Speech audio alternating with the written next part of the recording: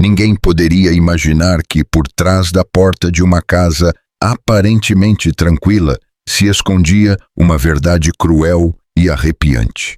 A jovem, que sempre foi uma esposa doce e dedicada, teve que suportar os abusos do próprio marido, em quem confiava de todo o coração. Vamos começar a história agora mesmo. O sol de São Paulo, no Brasil, castigava com força aquela tarde de julho.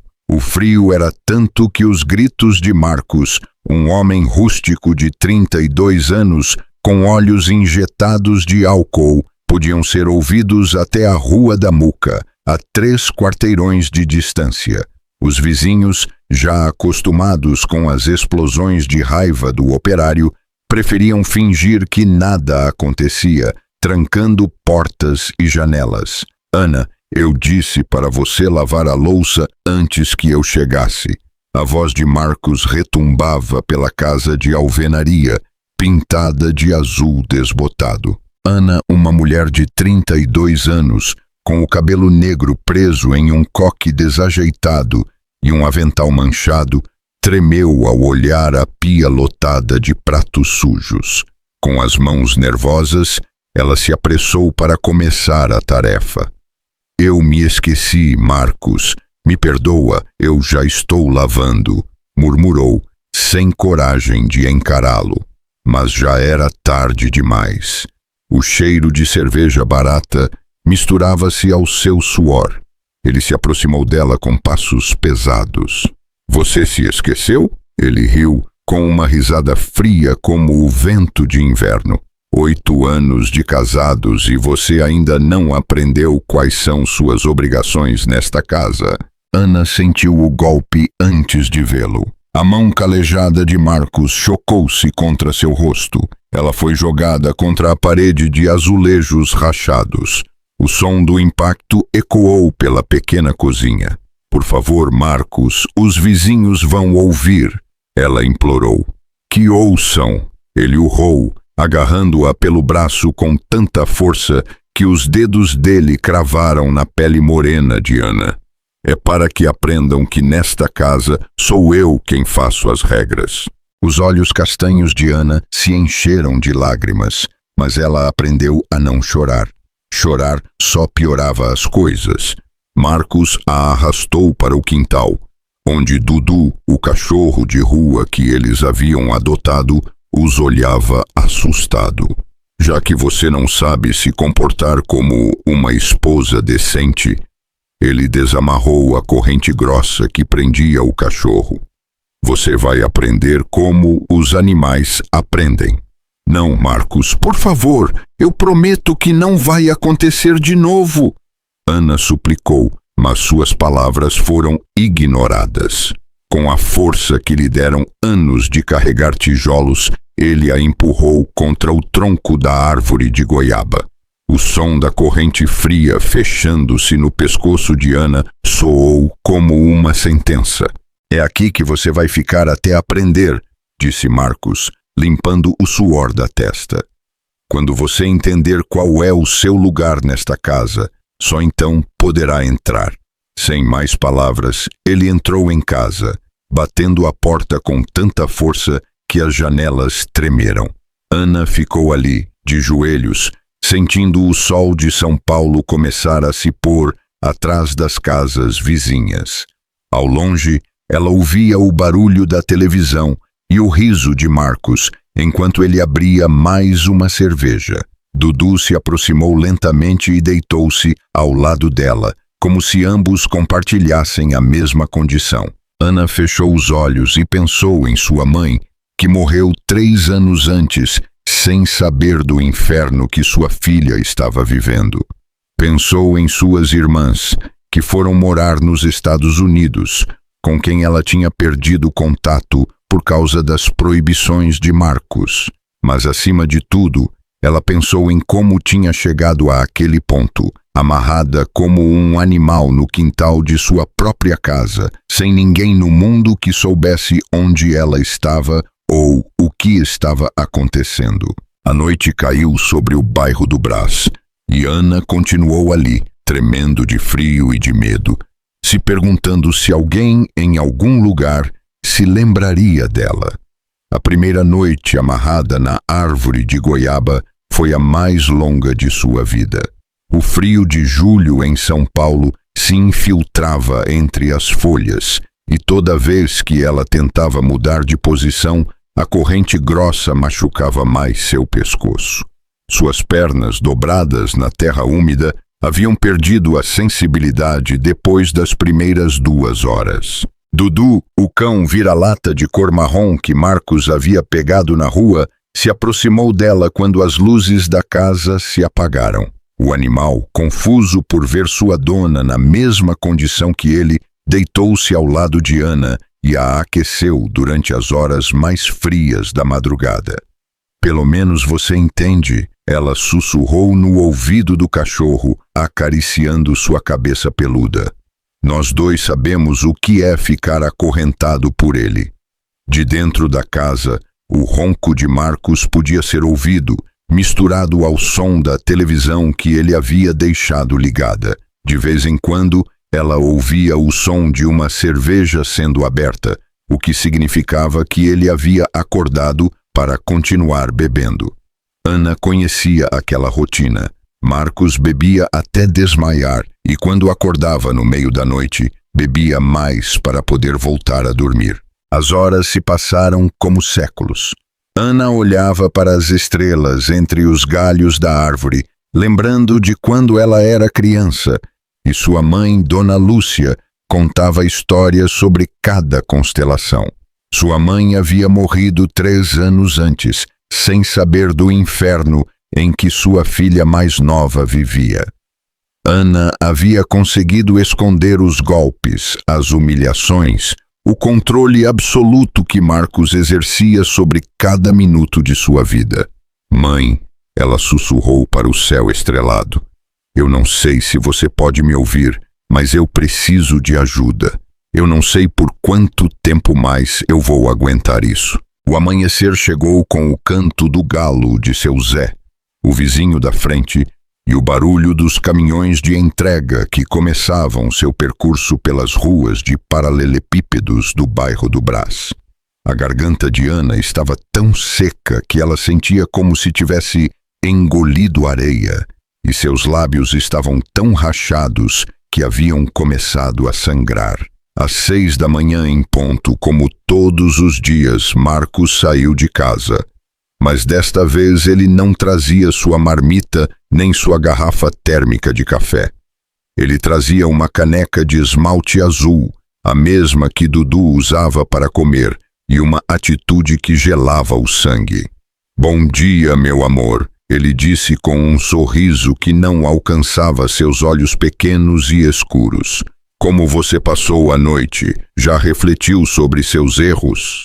Ana o olhou de baixo, com o pescoço doído pela posição forçada. Marcos vestia seu uniforme de trabalho da Olaria Progresso.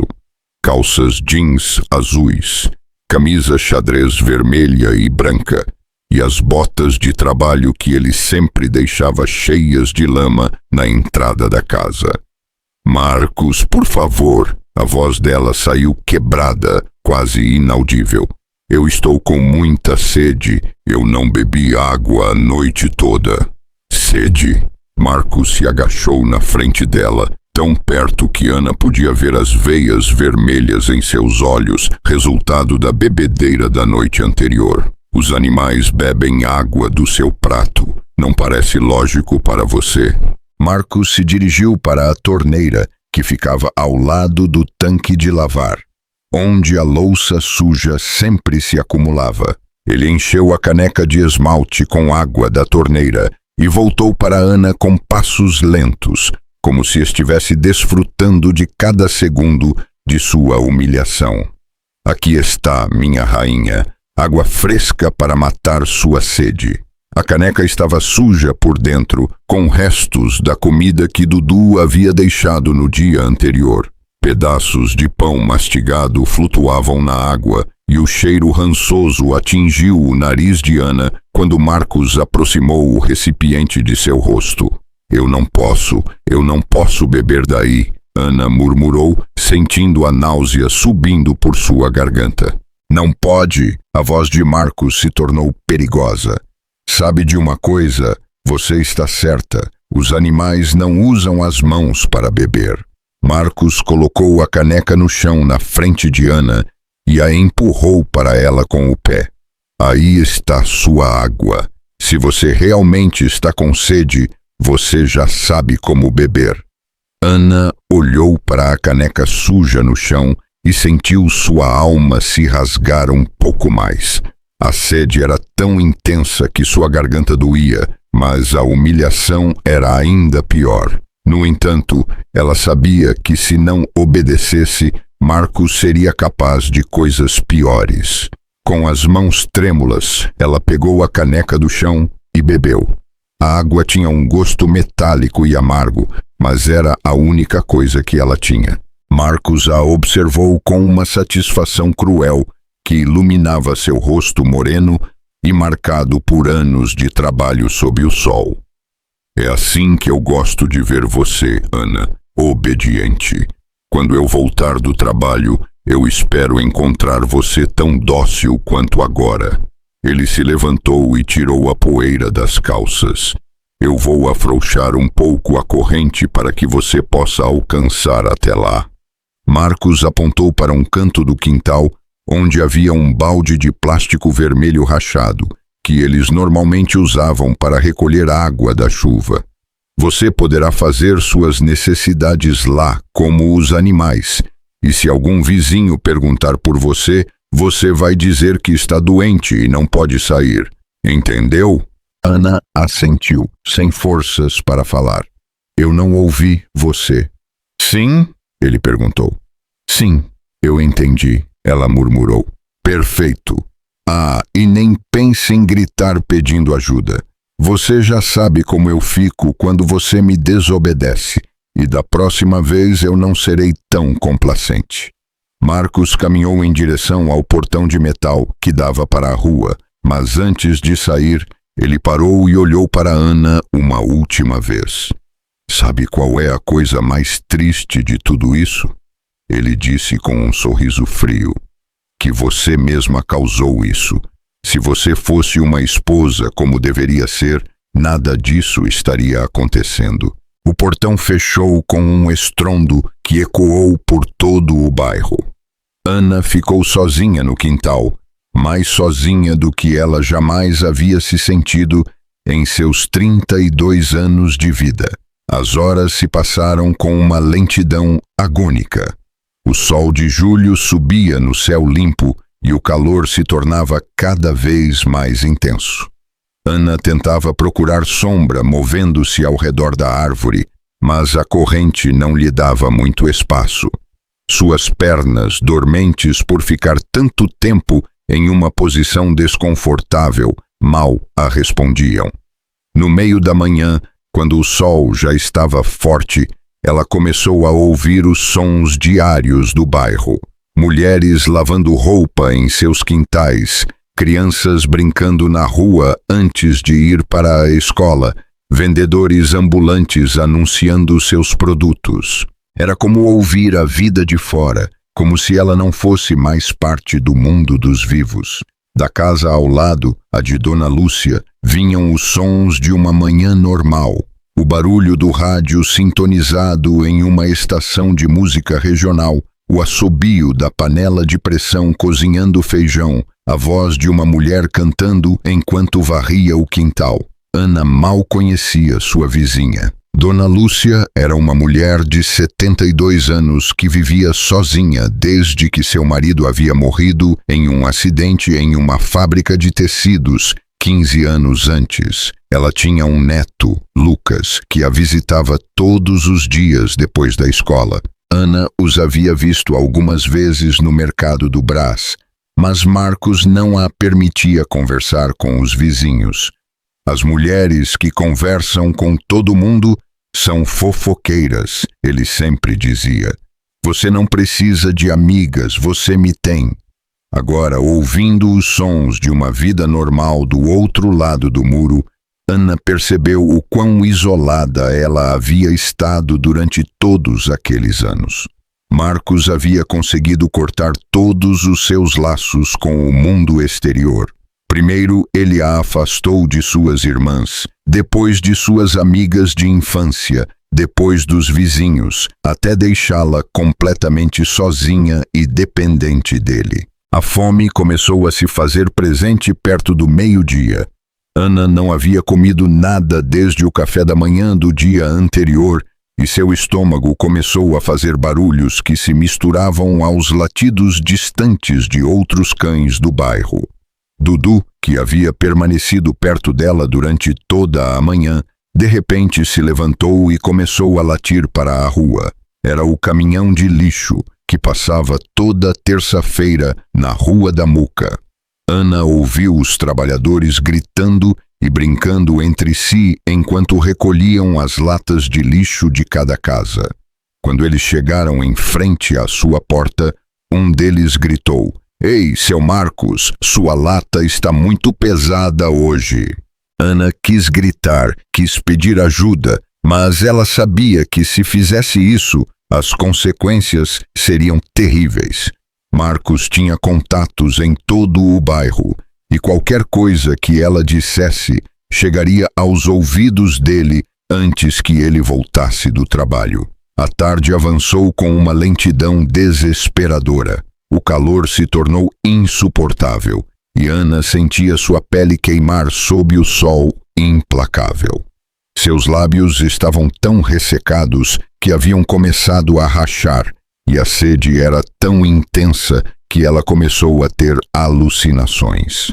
Foi então que ela ouviu vozes do outro lado do muro de tijolos vermelhos que separava sua casa da de Dona Lúcia. "Vovó, minha pipa voou." Era a voz de uma criança, aguda e cheia de emoção. Ana levantou a cabeça com esforço e viu uma pipa de cores vibrantes balançando nos galhos altos da árvore de goiaba, bem em cima de onde ela estava amarrada. "Lucas, tome cuidado, não suba muito nesse muro." A voz de Dona Lúcia soava preocupada, mas carinhosa. Ana se lembrou de ter visto essa criança, Lucas, brincando na rua algumas vezes. Ele deveria ter uns 10 anos, cabelo preto e rebelde, olhos grandes e brilhantes e um sorriso que iluminava todo o seu rosto moreno. "Mas, vovó, é a minha pipa nova, a que a senhora me ajudou a fazer ontem com papel de seda e bambu." Ana olhou para cima. A pipa era linda, com cores verdes, amarelas e azuis como a bandeira brasileira, e fitas longas que se moviam com a brisa da tarde como se estivessem dançando. Era a primeira coisa linda que ela via em dias, um pequeno pedaço de alegria no meio de seu pesadelo. "Vamos ver, deixa eu ver se eu consigo alcançar com a vassoura grande." Ela ouviu a voz de Dona Lúcia se aproximando do muro. "Não, vovó, está muito alto. A gente teria que entrar no quintal ao lado." "Nem pense nisso, Lucas. Você sabe que o senhor daquela casa é muito complicado." Ana sentiu uma pontada de dor no peito. Até sua vizinha, uma mulher que parecia não ter medo de nada, sabia que Marcos era perigoso. Todo o bairro sabia, mas ninguém fazia nada. "Por que ele é tão ruim, vovó? Minha mãe sempre diz que a gente tem que ser bom com os vizinhos." "Ah, meu filho, tem pessoas que têm muita raiva dentro e às vezes essa raiva eles descontam nas pessoas que mais amam." As vozes foram se afastando, mas a pipa continuou lá, movendo-se suavemente nos galhos da árvore. Ana não conseguia parar de olhar para ela. Havia algo naquelas cores vibrantes, naquela liberdade de movimento que lhe dava uma estranha sensação de esperança. Ela não sabia por quê, mas tinha a certeza de que aquela pipa não havia chegado lá por acaso. Era como se alguém, de algum lugar, estivesse lhe enviando um sinal de que ela não estava completamente sozinha no mundo. A tarde continuou seu curso e as sombras começaram a se alongar. Ana sabia que Marcos voltaria em breve do trabalho, e a ideia a enchia de terror. O que mais ele faria com ela? Por quanto tempo mais ele a manteria assim? Mas toda vez que o medo ameaçava consumi-la completamente, ela olhava para cima e via a pipa colorida dançando ao vento, lembrando-a de que em algum lugar do mundo ainda existiam beleza e liberdade.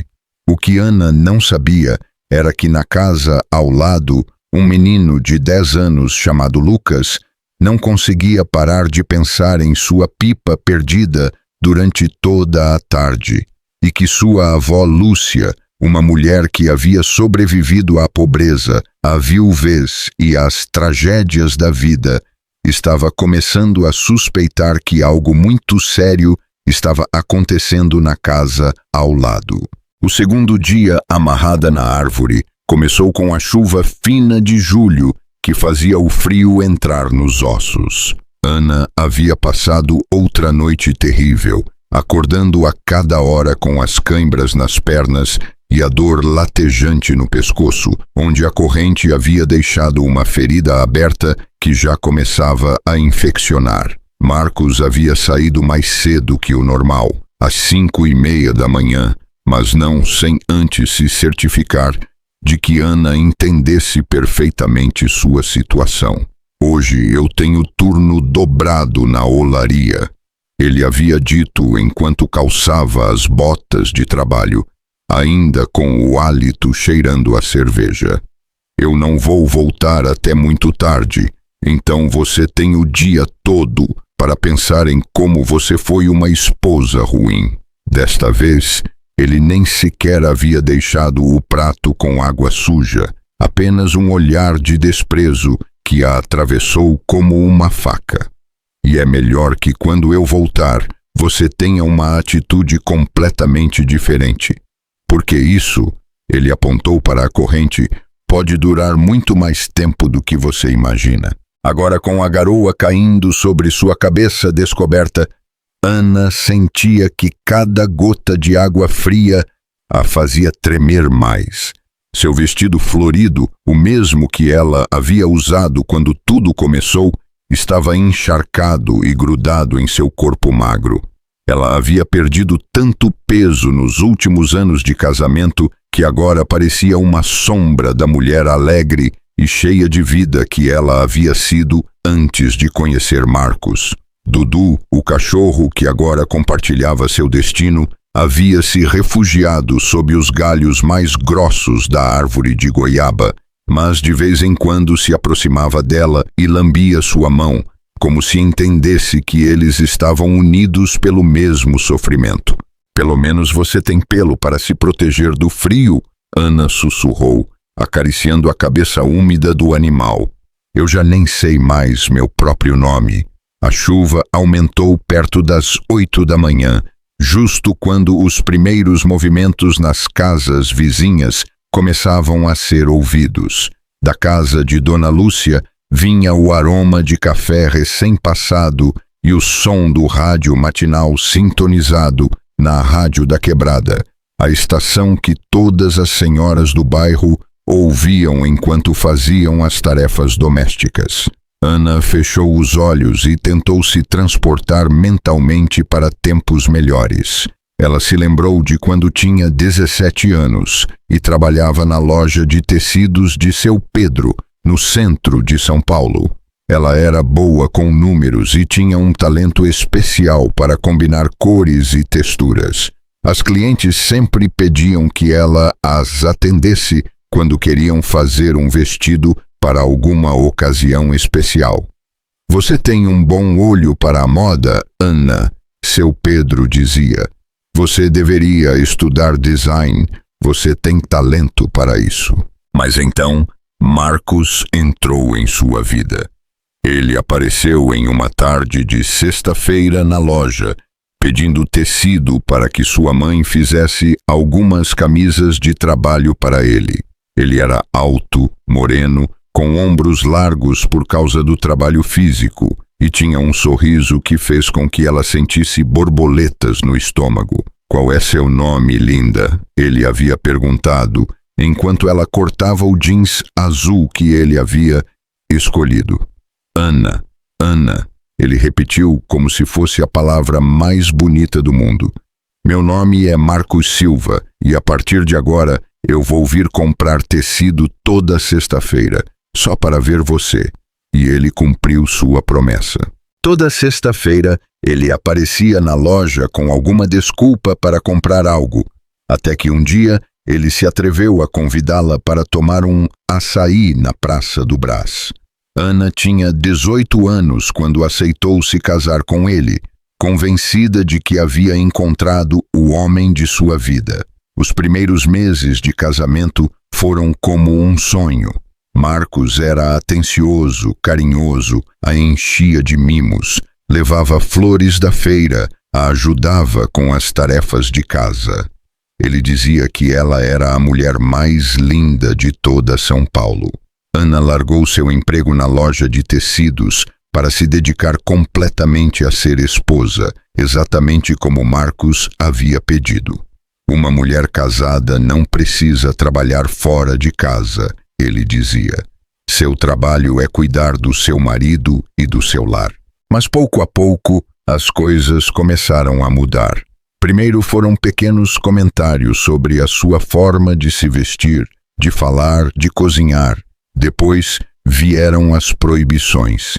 Ela não podia sair sozinha, não podia falar com homens, não podia visitar suas irmãs sem a permissão dele. Quando Ana protestava, Marcos ficava furioso. Eu trabalho o dia todo como um animal para te dar tudo o que você precisa, ele gritava. O mínimo que você pode fazer é me obedecer.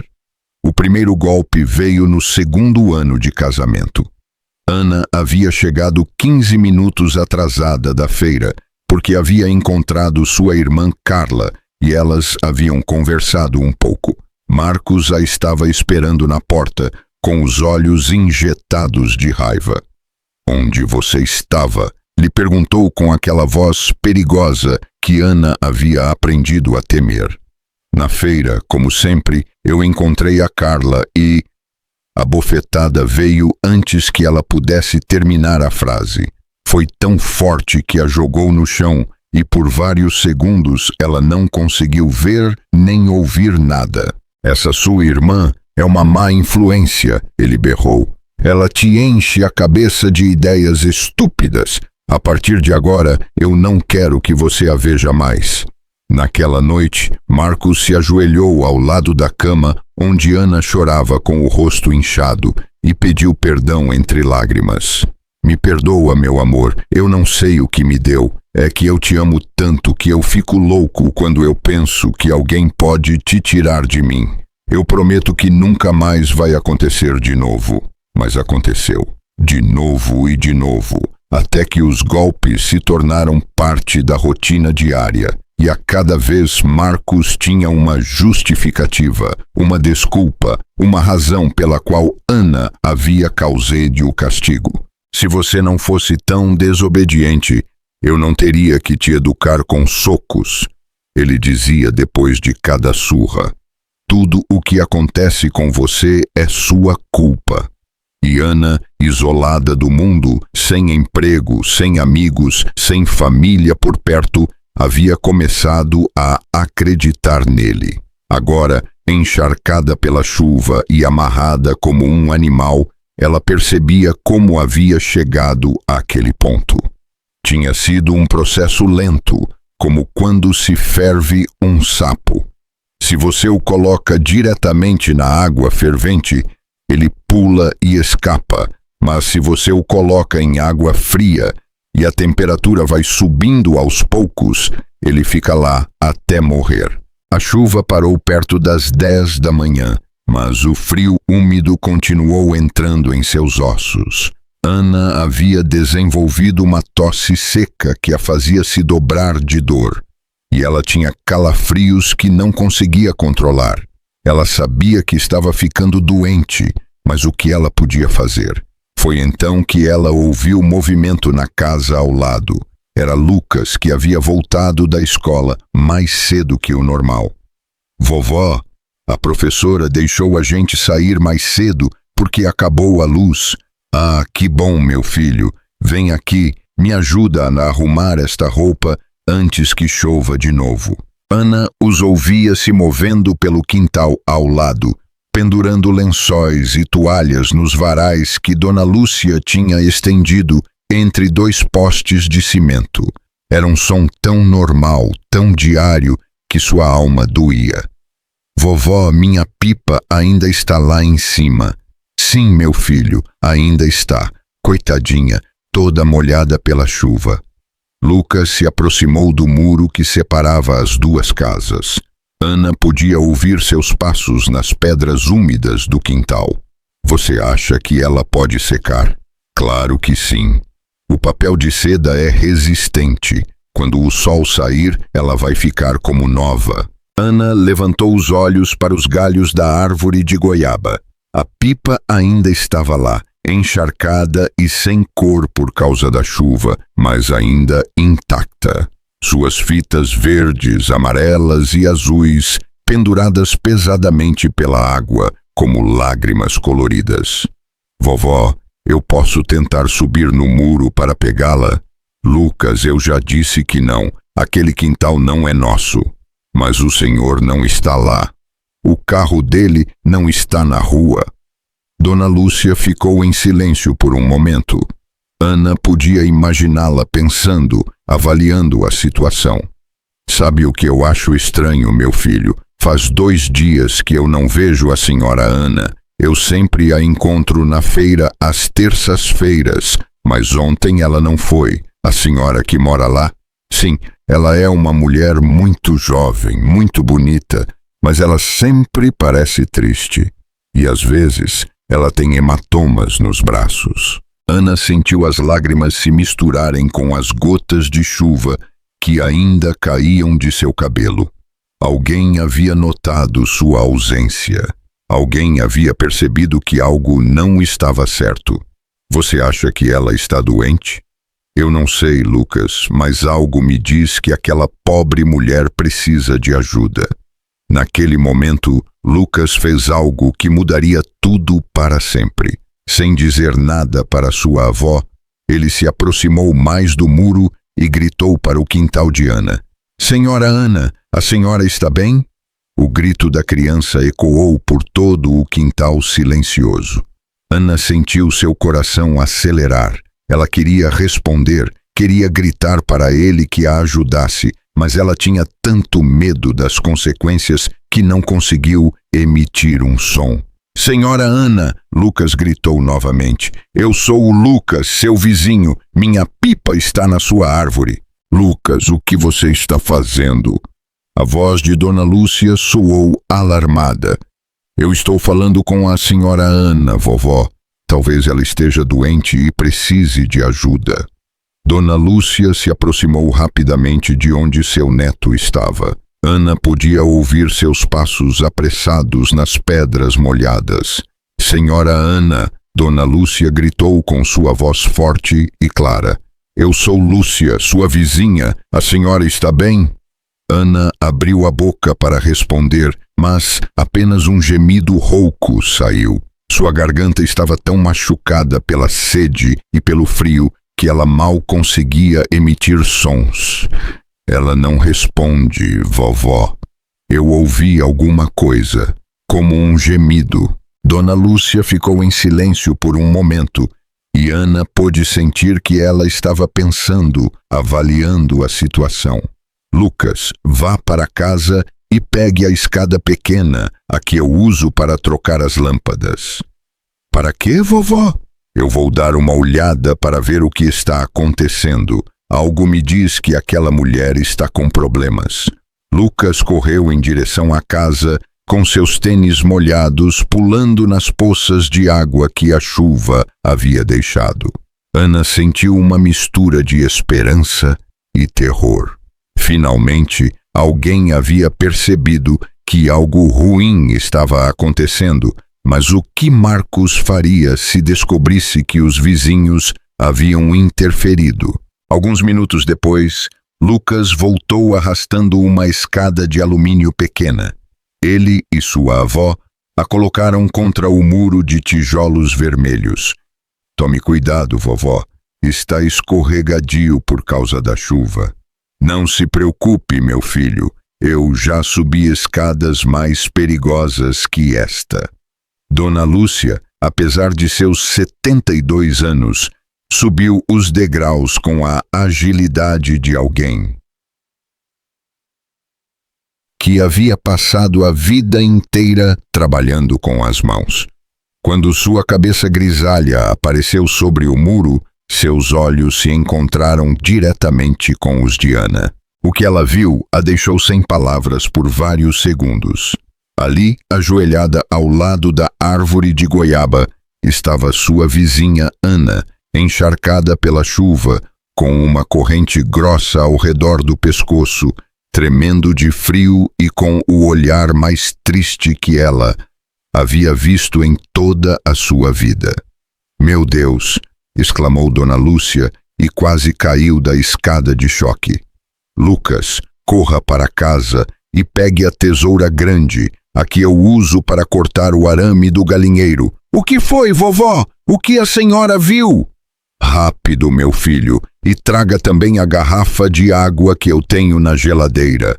Lucas, sem entender completamente o que estava acontecendo, mas vendo a urgência nos olhos de sua avó, saiu correndo para a casa.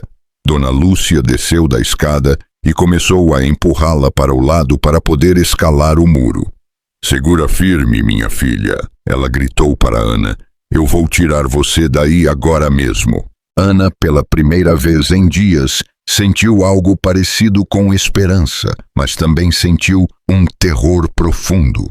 Se Marcos voltasse e encontrasse Dona Lúcia em seu quintal, ele seria capaz de machucar não apenas ela, mas também aquela senhora corajosa e seu neto. Com as poucas forças que lhe restavam, ela tentou avisá-la do perigo. "Não, perigoso, ele pode voltar." Mas Dona Lúcia já havia tomado uma decisão. Ela já havia visto sofrimento suficiente em sua vida para ficar de braços cruzados quando podia fazer algo a respeito. "Não se preocupe com nada, minha filha," ela disse, enquanto terminava de ajeitar a escada contra o muro. "Ninguém merece ser tratado como um animal, e enquanto eu tiver forças neste corpo velho, eu não vou permitir que isso continue acontecendo." Lucas voltou correndo com a tesoura grande em uma mão e uma garrafa de água fria na outra, mas quando ele viu sua avó se preparando para escalar o muro, ele parou. "Vovó, o que a senhora está fazendo? Por que a senhora quer passar para o quintal ao lado?" Dona Lúcia se virou para seu neto com uma expressão que Lucas nunca havia visto antes. Seus olhos castanhos, normalmente cheios de doçura, agora brilhavam com uma determinação férrea que o lembrava das histórias que ela contava sobre a época da ditadura, quando as mulheres tinham que ser fortes para proteger suas famílias. "Meu filho, a senhora Ana está em grave perigo. O marido dela a tem amarrada como se fosse um animal e ela precisa de nossa ajuda." Lucas sentiu seu estômago revirar. Em seus 10 anos de vida, ele havia ouvido falar de coisas ruins que aconteciam com as mulheres, mas ele sempre pensou que eram histórias de televisão, não coisas que aconteciam na vida real, e muito menos em sua própria rua. "Amarrada como o Dudu?" "Pior que o Dudu, meu filho, muito pior." Dona Lúcia pegou a tesoura e a garrafa de água e, com uma agilidade que surpreendeu até a ela mesma, começou a escalar o muro de tijolos. Suas mãos enrugadas, mas fortes, encontraram apoio nas irregularidades dos tijolos, e seus pés, calçados com sandálias de plástico, se agarraram a cada saliência. "Vovó, tome cuidado. Os tijolos estão molhados por causa da chuva. Não se preocupe, Lucas. Eu já escalei coisas mais perigosas que este muro." Quando Dona Lúcia conseguiu passar para o outro lado, e seus pés tocaram a terra úmida do quintal de Ana, ela tirou um momento para avaliar a situação por completo. O que ela viu a encheu de uma raiva que ela não sentia desde que seu próprio marido havia morrido naquele acidente, que poderia ter sido evitado se o patrão tivesse respeitado as medidas de segurança. Ana estava em piores condições do que ela havia conseguido ver do muro. Seu vestido florido não estava apenas encharcado, mas rasgado em vários lugares. Ela tinha feridas nos joelhos por ficar tanto tempo ajoelhada na terra áspera, e a corrente ao redor de seu pescoço havia deixado uma marca vermelha e inchada que já começava a infeccionar. Ai, criatura, o que esse desgraçado fez com você? Dona Lúcia se aproximou lentamente de Ana, como se aproxima de um animal ferido, com cuidado para não assustá-la mais do que ela já estava. Quando ela colocou sua mão enrugada no rosto frio e úmido de Ana, a mulher mais jovem começou a chorar com um som que partia a alma. Por favor, Ana murmurou com a voz quebrada. Por favor, vá embora. Se ele te encontrar aqui, ele vai te machucar também. Há quanto tempo você está aqui, minha filha? 2 dias? Eu acho. Eu já não sei mais. Dona Lúcia examinou a corrente que cercava o pescoço de Ana. Era a mesma corrente grossa que ela havia visto que eles usavam para o Dudu, mas Marcos a havia prendido com um arame torcido de uma maneira complicada que exigia tempo e paciência para desfazer. Lucas! Ela gritou para o muro. Dá uma olhada e me diga se você vê o carro do seu Marcos na rua. Lucas subiu na escada que havia ficado encostada no outro lado e espiou para a rua da Muca. Não, vovó, ele não está. A rua está vazia. Perfeito. Minha filha, ela se dirigiu a Ana. Meu nome é Lúcia. Eu sou sua vizinha do lado. Eu vou tirar você daqui agora mesmo. Ana quis protestar novamente, mas Dona Lúcia já havia começado a trabalhar no arame que mantinha a corrente fechada. Seus dedos, que haviam passado décadas costurando, bordando e consertando todo tipo de coisas, tinham uma habilidade especial para desfazer nós complicados. Tome, beba um pouco de água, mas devagar. Ela aproximou a garrafa fria dos lábios rachados de Ana. Quando se tem muita sede, a gente tem que beber aos poucos para não piorar. A água fria desceu pela garganta machucada de Ana como se fosse o líquido mais doce do mundo. Cada gota a fazia se sentir mais humana, mais viva. Era a primeira vez em 2 dias que alguém a tratava com gentileza, que alguém a tocava sem a intenção de machucar. Porque a senhora está me ajudando, Ana sussurrou. Dona Lúcia parou seu trabalho por um momento e olhou para Ana diretamente nos olhos. Porque 40 anos atrás, quando eu era jovem como você, eu também tive um marido que me batia. E ninguém me ajudou, ninguém fez nada, mesmo que todo o bairro soubesse o que estava acontecendo. Eu tive que esperar que ele morresse para poder viver em paz. As mãos de Dona Lúcia tremeram levemente enquanto ela continuava a trabalhar no arame. Eu não vou deixar que outra mulher passe pelo mesmo que eu passei, não enquanto eu tiver forças para fazer algo a respeito. Lucas, que havia estado vigiando do muro, de repente gritou alarmado. Vovó, tem um carro vindo pela rua. Dona Lúcia sentiu seu coração acelerar, mas ela não parou de trabalhar no arame. Seus dedos se moviam com mais urgência, mas sem perder a precisão. É o carro do seu Marcos! Lucas estreitou os olhos para ver melhor através da garoa que havia começado a cair de novo. Não, é o caminhão de refrigerante. Ele já foi. Dona Lúcia suspirou de alívio, mas ela sabia que não tinha muito tempo. Marcos poderia voltar a qualquer momento, e se ele a encontrasse ali, as consequências seriam terríveis para todos. Quase. Ela murmurou enquanto trabalhava na última volta do arame. Quase minha filha. Ana, enquanto isso, não conseguia parar de olhar para aquela mulher de 72 anos que havia arriscado sua própria segurança para ajudar uma vizinha que ela mal conhecia. Dona Lúcia tinha o cabelo completamente grisalho, preso em um coque simples com grampos de plástico. Seu rosto estava marcado por anos de trabalho e sofrimento, mas seus olhos brilhavam com uma bondade que Ana havia se esquecido que existia no mundo. A senhora não me conhece, Ana disse. Por que a senhora está fazendo isso por mim? Porque todas as mulheres são irmãs, minha filha. A dor de uma é a dor de todas.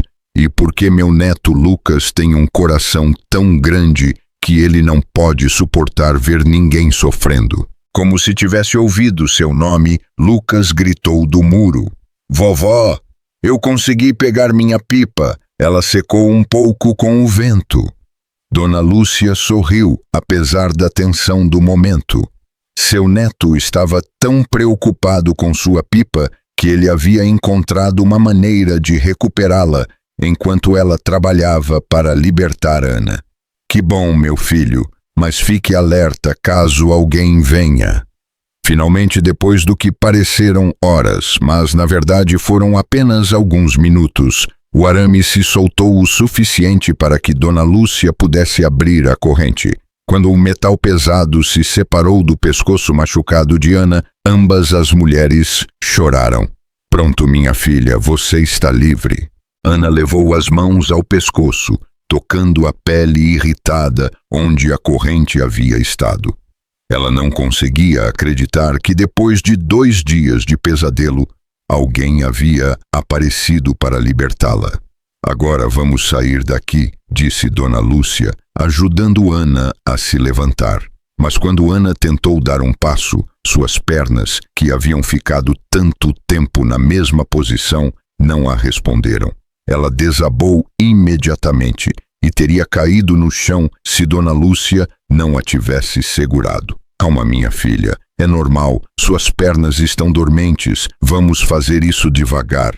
Dona Lúcia colocou o braço de Ana ao redor de seu pescoço e a segurou pela cintura. Apesar de sua idade, ela tinha a força de alguém que havia passado a vida inteira trabalhando com as mãos. Lucas, você pode me ajudar a subir a senhora Ana? Sim, vovó. Juntos, com muita paciência e cuidado, eles conseguiram ajudar Ana a escalar o muro. Foi um processo lento e doloroso, porque Ana tinha muito poucas forças e suas pernas mal a sustentavam, mas finalmente ela conseguiu passar para o quintal de Dona Lúcia.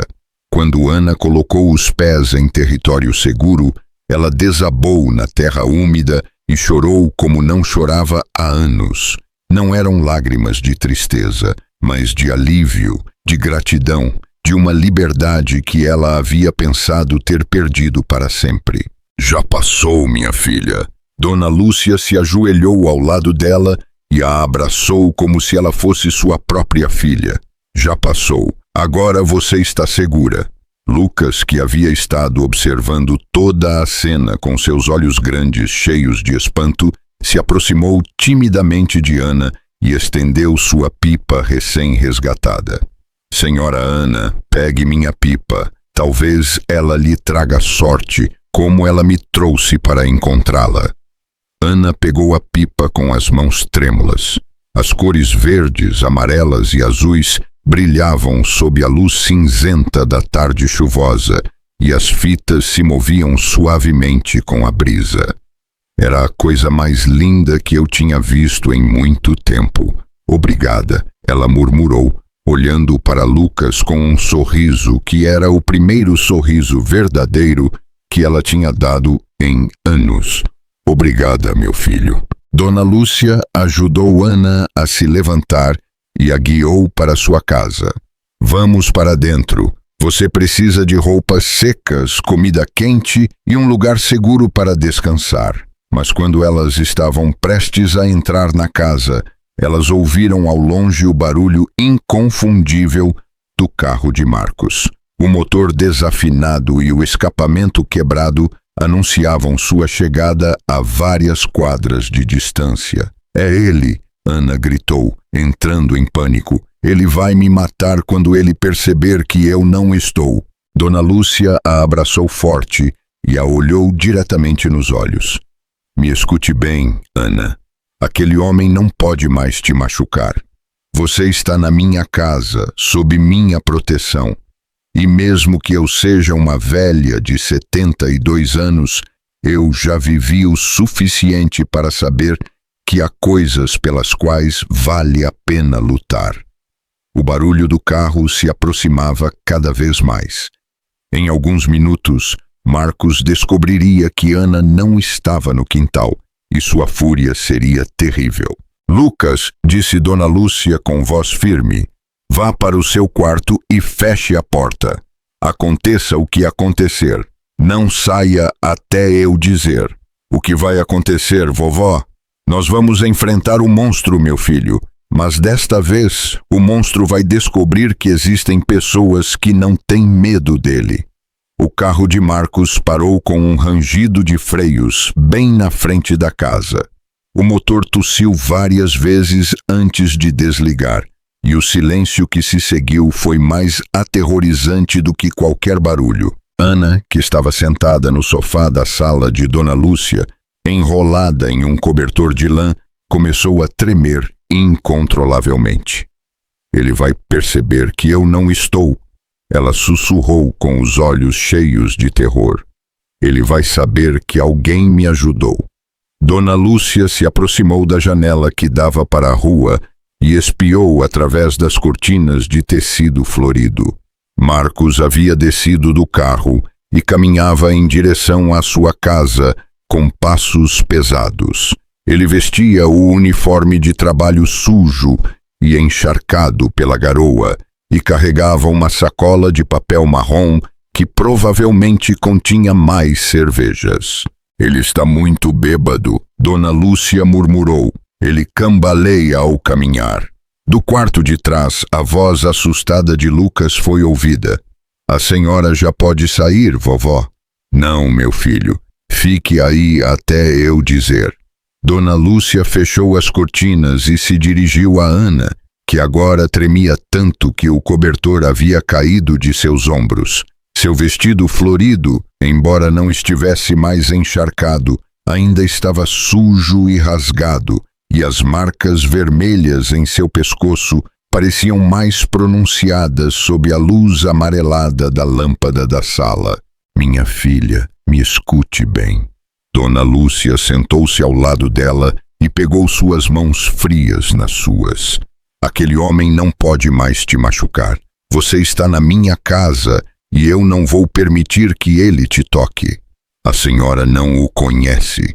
Ana negou com a cabeça, com lágrimas escorrendo por suas bochechas. Quando ele fica com raiva, ele é capaz de qualquer coisa. Uma vez, ele quebrou o nariz de um vizinho que reclamou do barulho. Da casa ao lado, vieram os primeiros gritos. Marcos havia descoberto que Ana não estava no quintal. Ana, onde você está? Sua voz ecoou por todo o bairro do Brás, como o rugido de uma fera ferida. Os vizinhos que estavam em seus quintais rapidamente entraram em suas casas e fecharam portas e janelas. Todos conheciam aquela voz. Todos sabiam o que significava quando Marcos Silva ficava daquele jeito. Ana, saia de onde você estiver ou vai ser pior para você. Dona Lúcia sentiu a raiva ferver em suas veias. Ela havia ouvido aqueles gritos muitas vezes durante os últimos anos, mas sempre havia preferido não se meter em problemas alheios. Agora, vendo Ana destruída por anos de maus tratos, ela se arrependia de não ter agido antes. Os gritos continuaram por vários minutos, acompanhados do barulho de coisas quebrando. Marcos estava destruindo sua própria casa em busca de Ana, jogando móveis, quebrando pratos, rasgando cortinas. Ele está destruindo tudo. Ana murmurou. Amanhã ele vai colocar a culpa em mim. Amanhã você não vai estar lá para que ele coloque a culpa em nada, disse Dona Lúcia com firmeza. Este pesadelo acaba hoje. De repente os gritos cessaram. O silêncio era ainda mais aterrorizante do que o barulho, porque significava que Marcos estava pensando, planejando seu próximo movimento. Vizinhos, Marcos gritou do seu quintal. Algum de vocês deve ter visto minha esposa. Quem a estiver escondendo vai se arrepender. Dona Lúcia se aproximou novamente da janela. Marcos havia saído para a rua e caminhava de casa em casa, batendo nas portas com o punho. Seu Zé, abra a porta. Onde está minha mulher? A casa de seu Zé, o vizinho da frente, ficou completamente silenciosa. Nenhuma luz podia ser vista nas janelas, como se toda a família tivesse decidido se tornar invisível. Marcos continuou para a casa ao lado, onde vivia uma família jovem com 3 crianças pequenas. Ei, Dona Carmen, saia aqui. Eu sei que você está por aí fofocando. Onde está a Ana? Também não houve resposta. Marcos chutou o portão de metal com tanta força que o barulho ecoou por toda a rua. Covardes! Todos vocês são covardes! Finalmente Marcos se dirigiu para a casa de Dona Lúcia. Seus passos sobre os paralelepípedos molhados se aproximavam cada vez mais, e Ana começou a hiperventilar. Eu não consigo respirar, ela ofegou. Eu não consigo respirar. Sim, você consegue, minha filha. Respire comigo. Inspire devagar, expire devagar. Dona Lúcia pegou as mãos de Ana e respirou com ela, tentando acalmá-la. Mas por dentro, seu próprio coração batia como um tambor de guerra. Dona Lúcia! A voz de Marcos chegou do outro lado da porta da frente. Eu sei que a senhora está aí dentro. Abra a porta. Dona Lúcia se levantou do sofá e caminhou em direção à porta com passos firmes. Ana tentou detê-la, mas suas pernas ainda não a respondiam completamente. Não abra, por favor, não abra para ele. Calma, minha filha. Já é hora de alguém dizer para aquele animal algumas verdades. Dona Lúcia colocou a mão na maçaneta, mas não abriu imediatamente. Primeiro ela falou através da porta de madeira grossa. O que o senhor deseja, seu Marcos? Dona Lúcia, que bom que a senhora está aí. Eu estou procurando minha esposa. A senhora a viu por acaso? A voz de Marcos havia mudado completamente. Já não era o rugido furioso de alguns minutos atrás, mas um tom suave, quase amigável, como se ele fosse o vizinho mais educado do bairro. Não, seu Marcos, eu não a vi. É que ela desapareceu de casa e eu estou muito preocupado. Talvez ela esteja doente e perdida por aí. Dona Lúcia conhecia aquele jogo. Ela havia ouvido seu próprio marido usar o mesmo tom falso quando falava com os vizinhos depois de lhe dar uma surra. Se eu a vir, eu aviso, ela respondeu secamente. A senhora poderia abrir a porta? Eu gostaria de perguntar se a senhora não ouviu algo estranho na casa ao lado. A armadilha estava armada.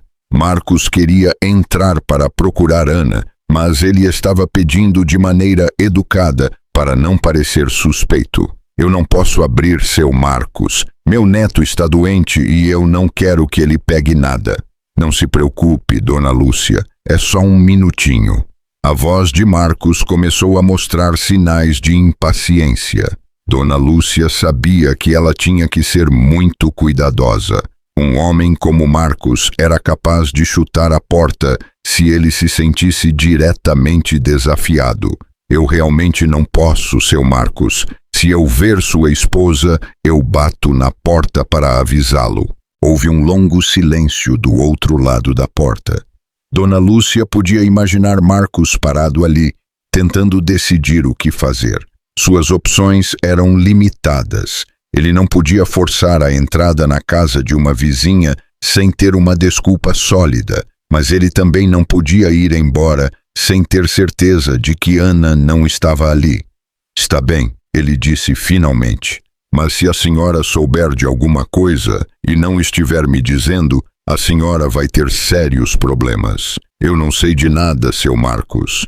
Tenha uma boa noite. Dona Lúcia ouviu os passos de Marcos se afastando de sua porta, mas ela sabia que ele não havia ido embora. Ele provavelmente estava escondido em algum lugar, vigiando a casa para ver se havia algum movimento suspeito. Ela voltou para o sofá, onde Ana ainda tremia sob o cobertor. Ele foi embora? Ele se afastou da porta, mas ele provavelmente está rondando por aí. Esse tipo de homem não desiste tão fácil. Como se tivesse adivinhado seus pensamentos, a voz de Marcos chegou do quintal de sua própria casa, mas agora gritando em direção à casa de Dona Lúcia. Dona Lúcia, eu sei que a senhora está com minha mulher aí dentro. Se a senhora não a entregar agora mesmo, eu vou chamar a polícia. Dona Lúcia não pôde evitar soltar uma risada amarga. A polícia, esse desgraçado sabe perfeitamente que a polícia não vai dar ouvidos a uma denúncia de mulher desaparecida, especialmente vindo dele. No bairro do Brás, como em muitos bairros pobres de São Paulo, a polícia tinha assuntos mais importantes para atender do que as disputas domésticas. E Marcos sabia disso. A senhora tem até amanhã para devolvê-la. Senão, a senhora vai se arrepender. A ameaça pairou no ar úmido da noite como uma nuvem negra. Dona Lúcia sabia que Marcos falava sério. Ele era capaz de machucar ela e Lucas se ele achasse que era necessário para recuperar Ana. Minha filha, ela disse a Ana, eu preciso que você me diga a verdade. Você tem família para onde possa ir? Algum lugar onde esse homem não possa te encontrar? Ana ficou em silêncio por um momento pensando. Fazia tantos anos que Marcos a havia isolado de todos que ela já nem sabia se sua família a ajudaria. Eu tenho 2 irmãs, ela murmurou finalmente. Carla e Paula, mas elas moram longe, nos Estados Unidos. E eu não falo com elas há mais de 5 anos. Você tem os telefones delas? Eu tinha, mas Marcos me tirou meu caderno de endereços há muito tempo. Ele disse que eu não precisava falar com ninguém além dele. Dona Lúcia ficou pensativa. Ela conhecia essa história. Era a mesma que ela havia vivido e a mesma que milhares de mulheres em todo o Brasil viviam. Os maridos abusivos sempre começavam por isolar suas vítimas de família e amigos. Você sabe em que cidade elas estão? Carla mora em Los Angeles, Paula em Chicago, mas eu não sei os endereços exatos. Não importa. Amanhã de manhã, bem cedo, nós vamos para o centro, para o correio e telégrafo. Lá eles podem nos ajudar a entrar em contato com elas. Lucas apareceu na entrada da sala com os olhos grandes cheios de preocupação. Vovó, o senhor Mal já foi embora. Venha aqui, meu filho. Dona Lúcia o abraçou forte. Ele ainda está lá fora, mas ele não pode nos machucar. Nós estamos seguros dentro de casa. Lucas olhou para Ana com curiosidade infantil, mas também com uma compaixão que surpreendia em alguém tão jovem. Senhora Ana, o seu pescoço dói muito. Ana tocou instintivamente as marcas que a corrente havia deixado. Um pouquinho, meu filho, mas ele vai sarar. Minha vovó tem uma pomada que cura tudo. Ela coloca em mim quando eu ralo os joelhos jogando bola. Dona Lúcia sorriu, apesar da tensão do momento. Seu neto tinha aquele dom especial das crianças de encontrar esperança mesmo nas situações mais sombrias. Você está certo, Lucas. Amanhã eu vou colocar pomada no pescoço da senhora Ana. De fora, o barulho do carro de Marcos ligando foi ouvido. Mas, em vez de se afastar, ele ficou lá com o motor ligado, como se Marcos estivesse esperando que alguém saísse da casa de Dona Lúcia. Ele está vigiando, Ana murmurou. Ele vai ficar lá a noite toda esperando. Dona Lúcia se aproximou novamente da janela e espiou entre as cortinas. O carro de Marcos estava estacionado bem na frente de sua casa, com os faróis acesos. Através do para-brisa sujo, ela podia ver a silhueta de Marcos bebendo de uma garrafa. Bem, que ele fique lá a noite toda se quiser, ela disse com determinação. Nós estamos seguros aqui dentro e amanhã de manhã, bem cedo, nós vamos sair pela porta de trás e vamos embora daqui. Para onde? Para encontrar sua família, minha filha. E se a gente não as encontrar, a gente procura outro lugar onde você possa começar uma vida nova. Mas eu prometo uma coisa para você. Você nunca mais vai estar sozinha. E nunca mais vai ter que aguentar que alguém te trate como um animal. Ana sentiu as lágrimas voltarem a brotar de seus olhos, mas desta vez eram lágrimas de gratidão. Pela primeira vez em anos, alguém estava lhe oferecendo algo que ela havia pensado ter perdido para sempre. A possibilidade de uma vida diferente. Lá fora, o carro de Marcos ficou lá a noite toda, com seu dono bebendo e esperando, como um predador vigiando sua presa. Mas dentro da casa de Dona Lúcia, 3 pessoas que mal se conheciam começaram a planejar um futuro que parecia impossível apenas algumas horas antes. A madrugada de quarta-feira chegou com um silêncio estranho no bairro do Brás.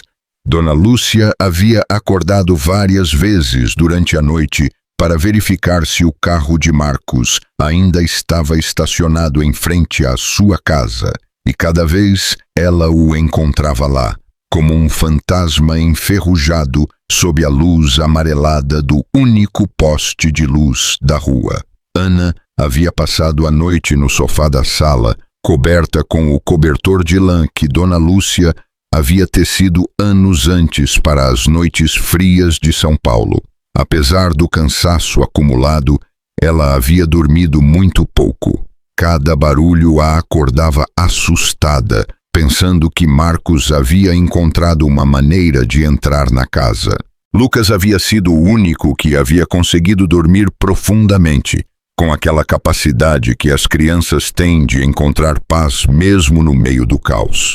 Sua pipa colorida estava cuidadosamente dobrada sobre a mesinha de cabeceira, como um tesouro que ele havia resgatado de uma aventura perigosa.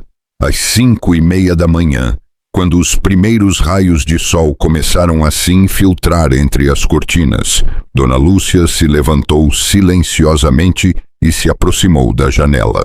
O carro de Marcos não estava mais lá. A rua da Muca estava vazia, úmida pelo orvalho da madrugada, com apenas alguns cães de rua vasculhando o lixo que havia sido espalhado pelo vento da noite. Dona Lúcia sussurrou, se aproximando do sofá. Minha filha, acorde, ele já foi. Ana abriu os olhos imediatamente, como se ela não estivesse realmente dormindo, mas apenas descansando com as pálpebras fechadas. Suas primeiras palavras foram de pânico. Onde ele está? Que horas são? Calma, são 5:30 da manhã. O carro dele não está mais na rua. Ele provavelmente foi trabalhar. Ana se sentou lentamente no sofá. Seu corpo reclamava por ter dormido em uma posição desconfortável, mas era uma dor insignificante comparada com as 2 noites que ela havia passado amarrada na árvore. O vestido florido havia secado durante a noite, mas ainda estava amarrotado e manchado de terra. A senhora tem certeza de que ele foi embora? Sim, minha filha. Mas, de qualquer forma, a gente tem que ir embora daqui o mais rápido possível. Marcos vai voltar e, quando ele voltar, ele vai estar mais furioso do que ontem. Dona Lúcia foi para a cozinha e colocou água para aquecer em uma panela de esmalte azul que ela havia usado por mais de 20 anos.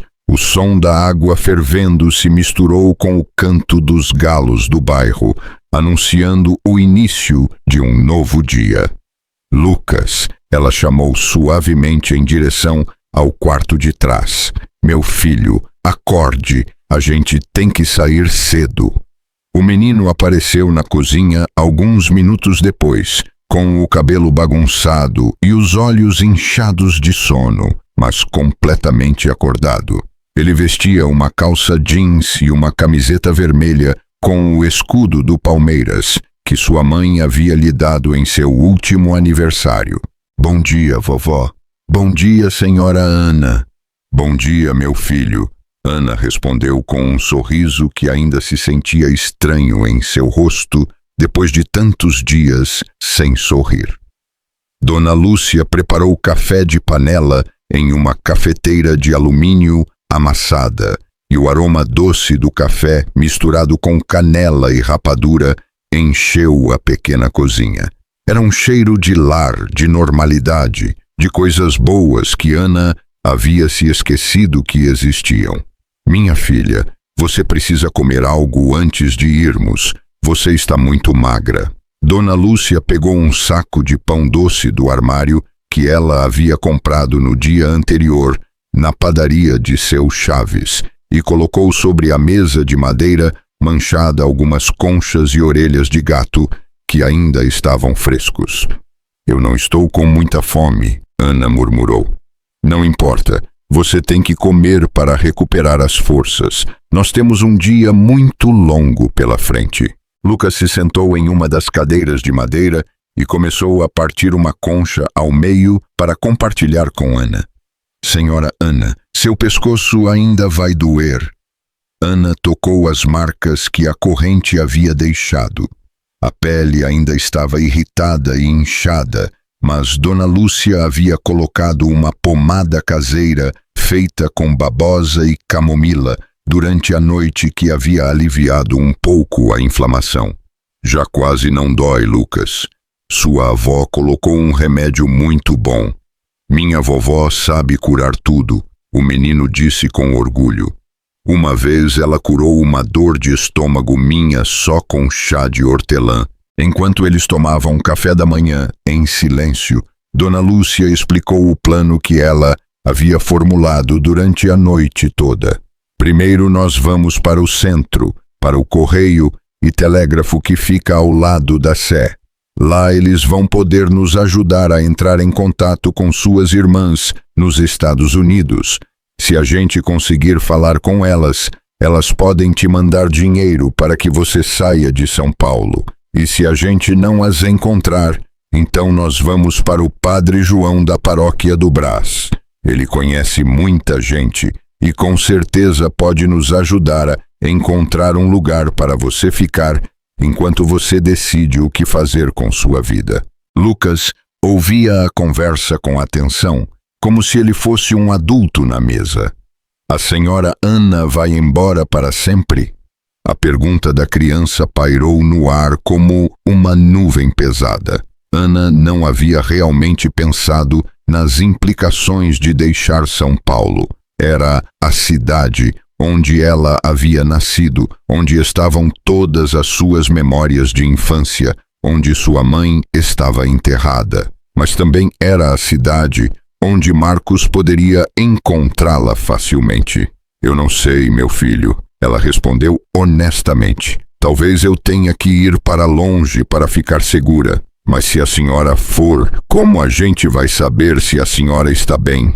Dona Lúcia colocou sua mão enrugada na cabeça de Lucas. Meu filho, às vezes as pessoas têm que ir para longe para poder ser felizes.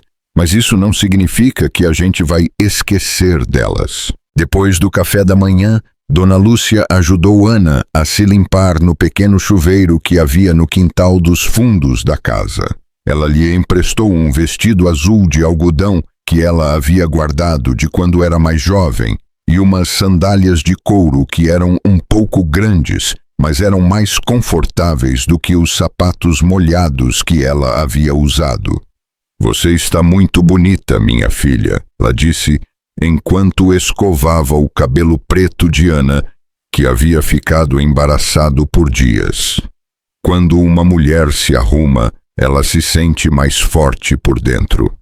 Ana se olhou no pequeno espelho que Dona Lúcia tinha pendurado na parede do banheiro. Ela quase não se reconheceu. Sem os hematomas frescos, sem as roupas sujas, sem a expressão de terror constante, ela parecia uma pessoa completamente diferente. A senhora realmente acha que eu posso começar uma vida nova? Claro que sim, minha filha. Você tem 32 anos.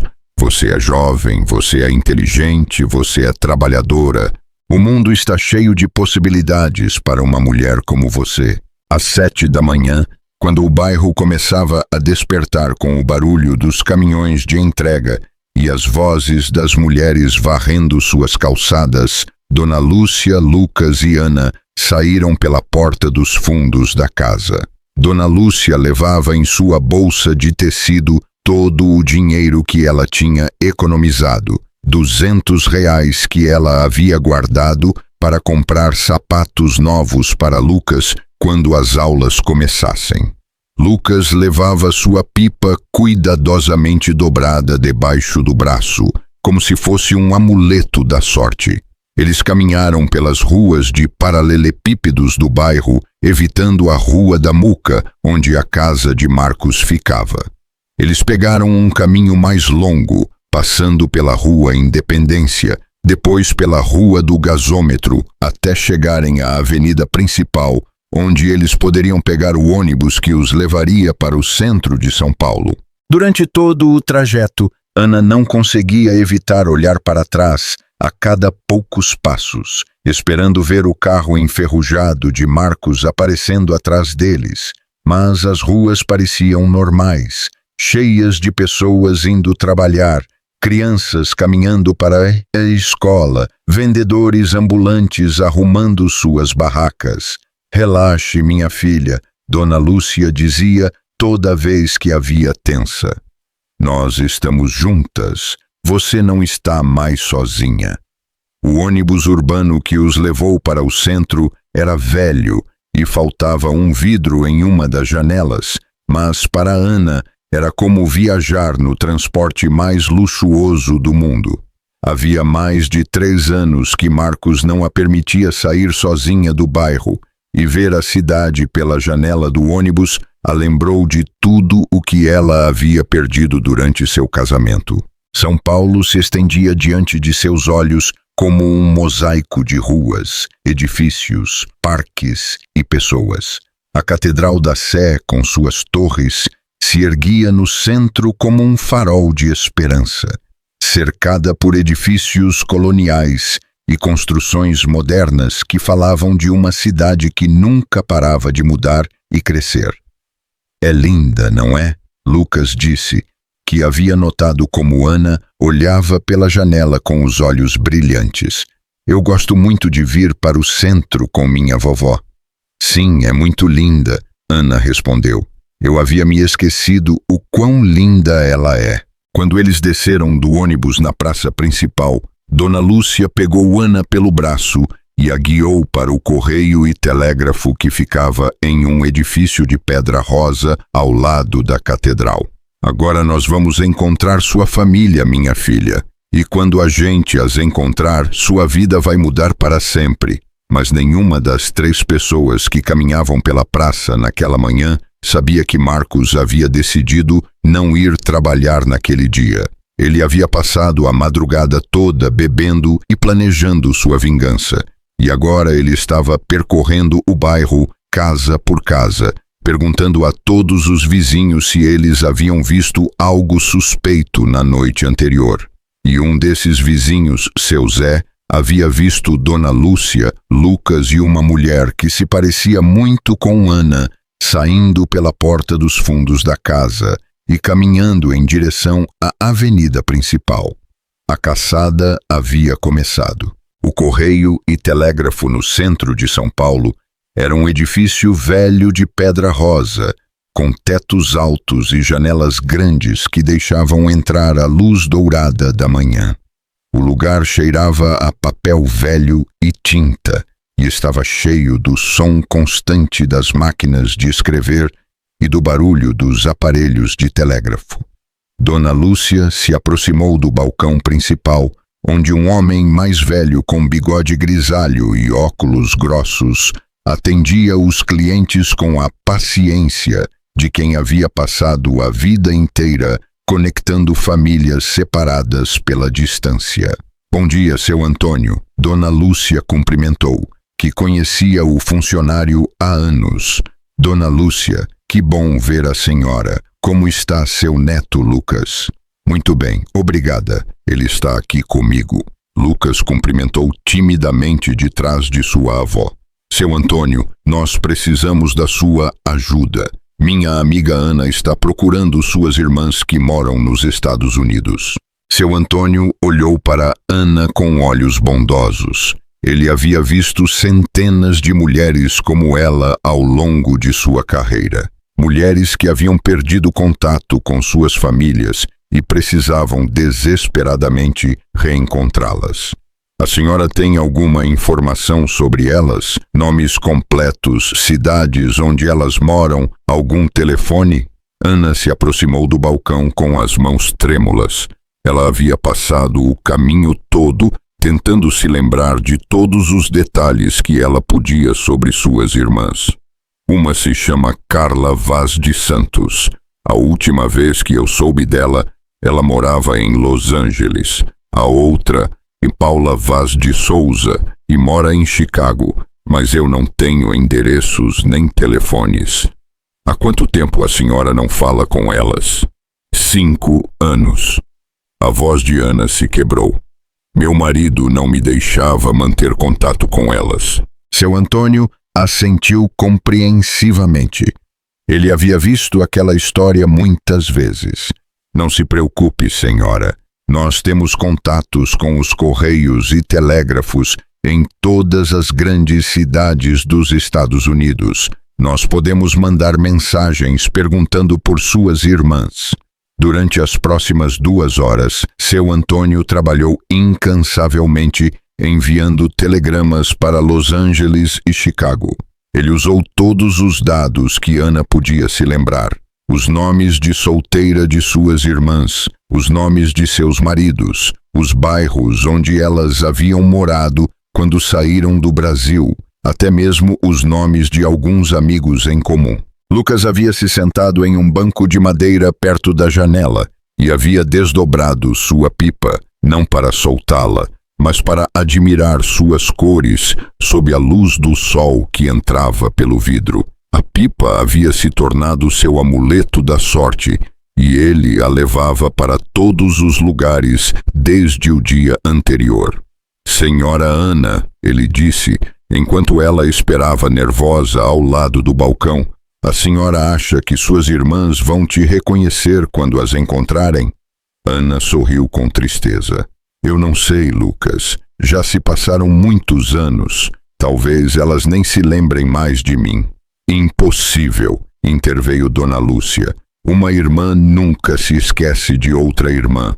O amor de família é a coisa mais forte que existe no mundo. Às 11 da manhã, quando eles já haviam enviado todos os telegramas possíveis e só restava esperar pelas respostas, seu Antônio sugeriu que eles fossem almoçar e voltassem à tarde.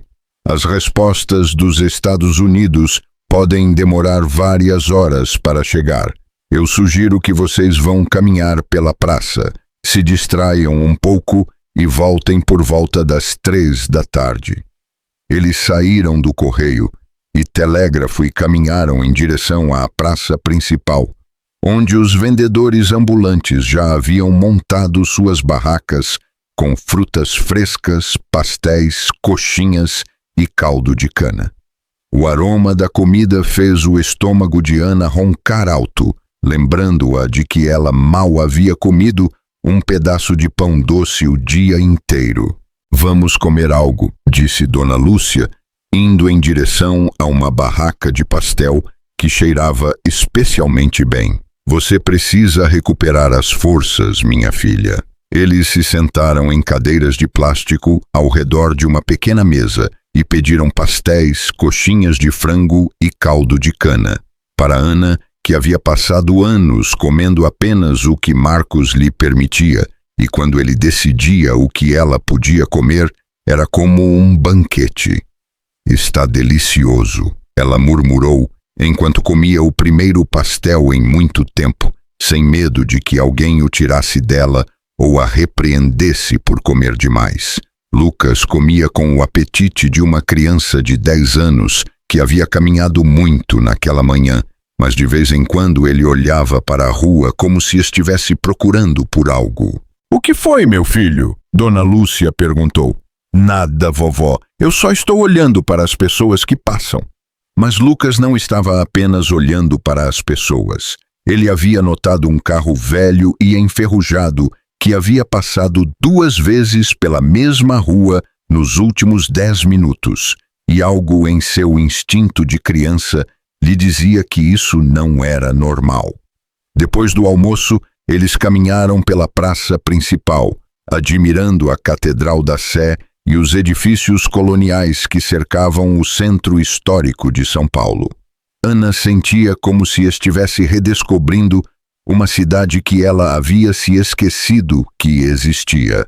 "Quando eu era criança," ela contou a Lucas enquanto eles caminhavam, "minha mãe me trazia aqui todos os domingos depois da missa.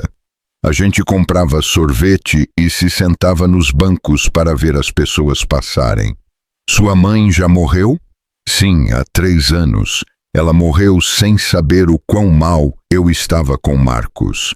Lucas pegou a mão de Ana com aquela naturalidade que as crianças têm para oferecer conforto.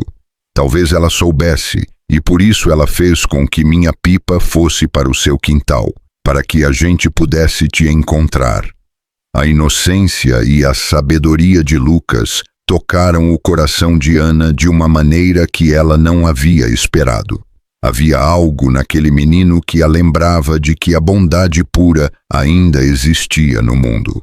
Às 3 da tarde, eles voltaram para o correio e telégrafo. Seu Antônio os recebeu com um sorriso que lhes deu esperança imediatamente.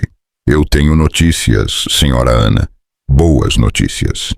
Ele estendeu 2 telegramas que haviam chegado dos Estados Unidos.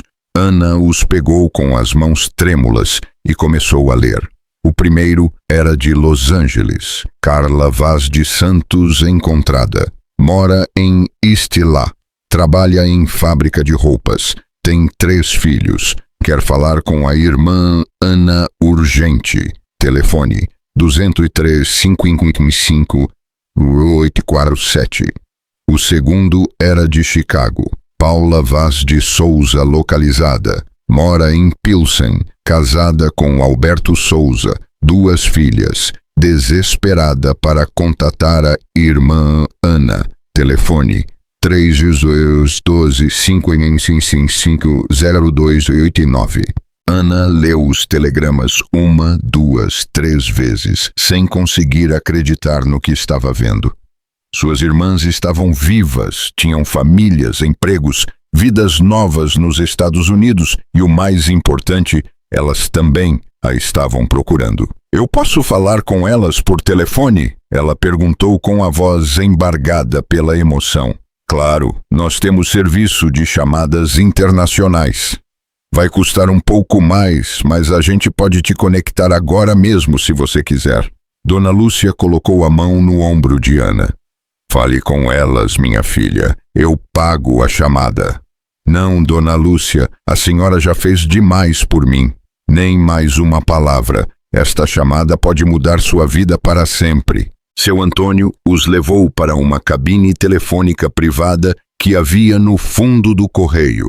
Era um pequeno quarto com uma cadeira, um telefone preto e pesado e uma janela que dava para o pátio interno do edifício. "Com qual irmã a senhora quer falar primeiro?" Ana pensou por um momento.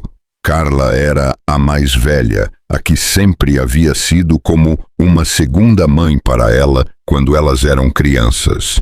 Com a Carla, por favor. Seu Antônio discou uma longa série de números e esperou. Depois de vários toques, uma voz feminina foi ouvida do outro lado da linha. Seu Antônio falou em inglês por alguns momentos, explicando a situação, e depois passou o telefone para Ana. Carla, Ana, é você mesmo. A voz de Carla veio de Los Angeles, carregada de emoção, lágrimas e 5 anos de preocupação acumulada. Carla, eu não consigo acreditar que é sua voz. Irmã, nós estivemos procurando por você por anos. Eu e a Paula mandamos cartas, telegramas, perguntamos a todos os conhecidos em São Paulo, mas ninguém sabia nada de você. Marcos não me deixava, ele não me deixava falar com vocês. Houve um silêncio do outro lado da linha, e quando Carla voltou a falar, sua voz soava diferente, mais séria. Aquele homem te machucou, Ana. Ana começou a chorar sem controle. Por anos, ela havia ficado em silêncio sobre seu sofrimento, e agora, ouvindo a voz de sua irmã mais velha, todas as palavras que ela havia contido começaram a sair como um rio transbordado. Sim, Carla, ele me machucou muito. Por anos, eu não sabia como escapar. Eu pensei que eu nunca mais ia ver vocês de novo.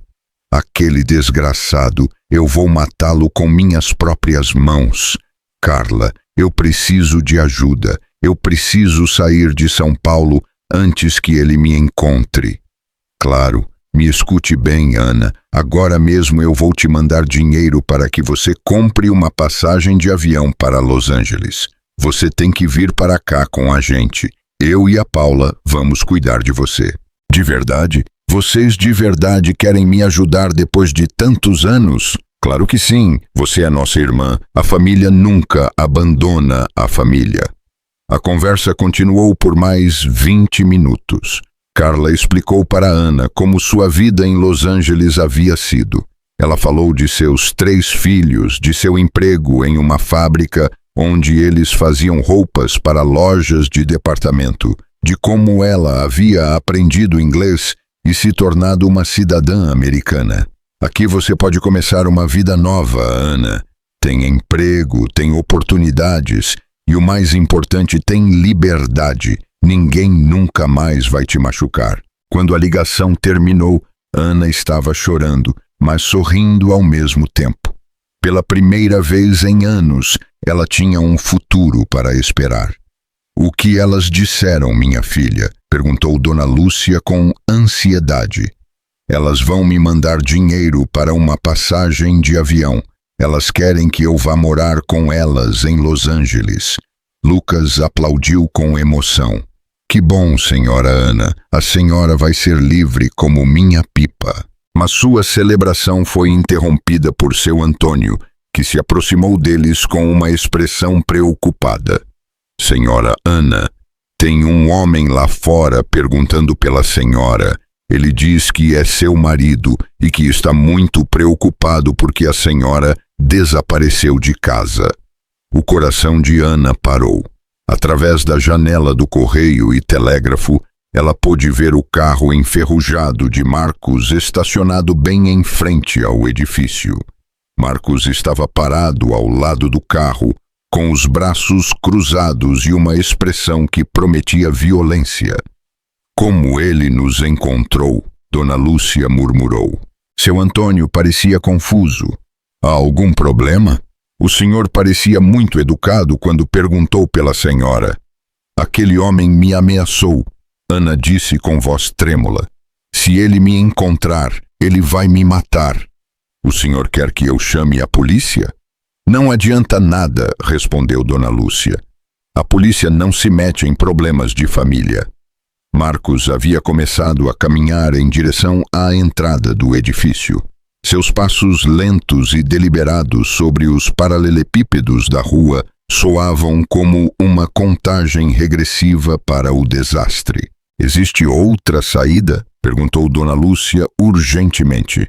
Sim, pela parte de trás, mas vocês vão ter que passar pelo pátio e sair pela rua de trás. Lucas, que havia estado observando tudo com seus olhos grandes cheios de medo, de repente teve uma ideia. Vovó, e se a gente soltasse minha pipa pela janela? Talvez ele se distraia vendo como ela voa. Era uma ideia de criança, mas Dona Lúcia a considerou seriamente. Marcos já estava entrando no edifício e eles precisavam de qualquer distração que pudessem conseguir. Faça isso, meu filho. Solte-a por aquela janela que dá para a rua. Lucas desdobrou sua pipa rapidamente e a colocou contra a janela.